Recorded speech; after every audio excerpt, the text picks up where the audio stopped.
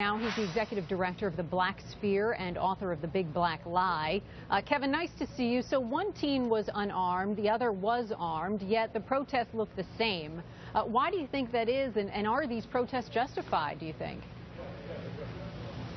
Yeah, I don't believe that the protest is going to be justified. I think people obviously should have a right to protest, but I think that certainly with the second incident, they're going to find out that it's pretty much just police doing their jobs. I think that in many cases we're doing the community a disservice by just having this call to arms for everything that's happening in the community.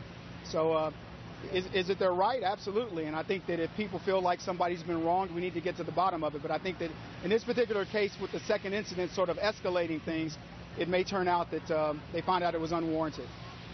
Have you had a chance to speak with the people in the black community there about getting just as outraged when black people commit crimes against black people? I mean, and what was the reaction that you got?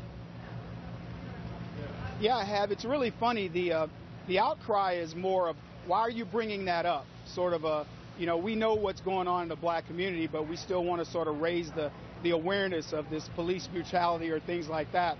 I think it's a disservice to the community, because as a police force, would you really want to protect people that seem to have animus towards you? And the fact of the matter is there is a very disproportionate amount of crime in the black community.